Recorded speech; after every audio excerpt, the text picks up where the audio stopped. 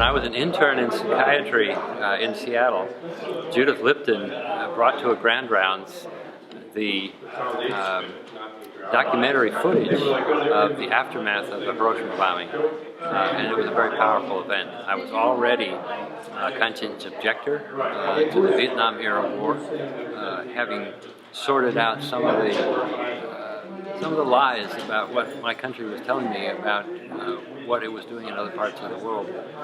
So when I finished my training, I got recruited by the folks in Physicians for Social Responsibility to get involved in the local chapter in Seattle, and did so, joined the board, and got more and more education about what was going on locally. Learned fairly shortly after that, through the day after, which we watched with our kids, that this was something I was going to do something about. This was something that really caught me where I lived. And because Seattle is so close to a huge nuclear weapons deployment facility at Naval Base Bangor, we got involved at Ground Zero. And so I had two places where I was putting my heart and soul around trying to make sure that this Damocles sword hanging over our country, but over the entire globe, was somehow or another brought out into the public light and hopefully eliminated at some point along the future. Those of us in the Pacific Northwest think of ourselves as being kind of distant and safe away from nuclear weapons. You certainly have indicated that's not the case. What is it about the location of the submarine base that you would like us to know? It's really close to the population center of Seattle, but it's also it's the United States' largest nuclear weapons facility, the largest deployment of weapons of mass destruction probably anywhere on the planet, going out of Hood Canal and then cruising the oceans of the rest of the world. So we are close to what is the United States' message to the rest of the world, which is if you don't cooperate with our agenda, if we choose at some point in the future, we can the president can order one of our weapons fired at you, and we can get you within 30 minutes anywhere on the planet. It's a doomsday machine in that sense, in that the environmental consequences of the use of that weapon would be totally devastating to the planet, not just to us. So it's trying to help people understand the enormity of the arrogance at one level of making this kind of threat, but also the foolishness, the insanity,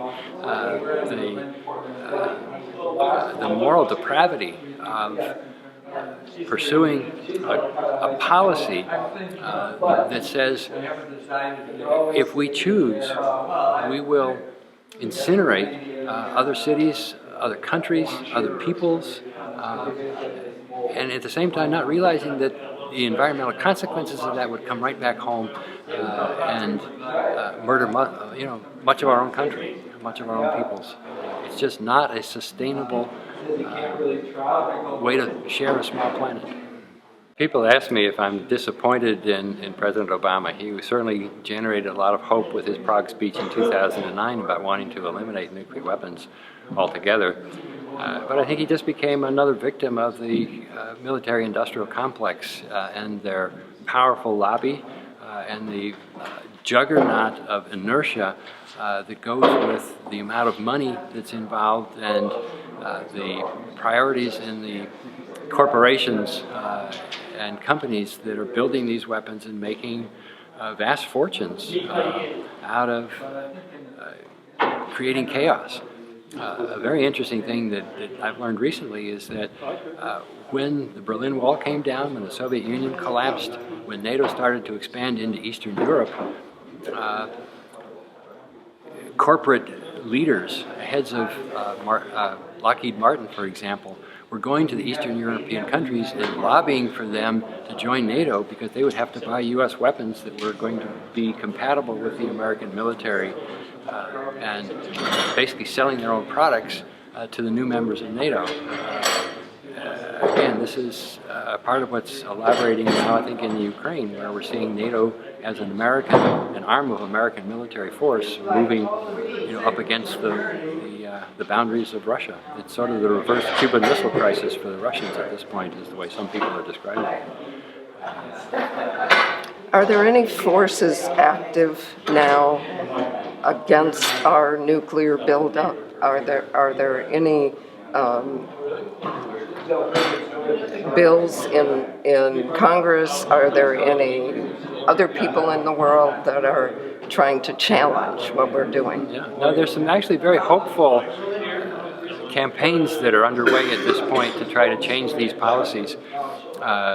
In the Congress, the best of the legislation right now is the same legislation that Earl Blumenauer and Ed Markey are sponsoring in the House and the Senate.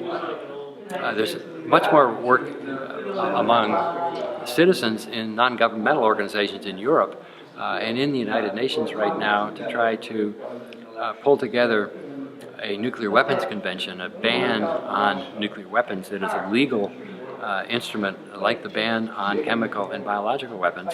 The United States doesn't sign any of those, hasn't signed any of those conventions, and has made it clear they wouldn't sign a nuclear weapon convention, but the non-nuclear weapon states are beginning to understand that they can act independent of the United States and make them illegal, at least according to international law, which will be a huge boost to the international effort to try to limit their use and eventually eliminate their production and possession.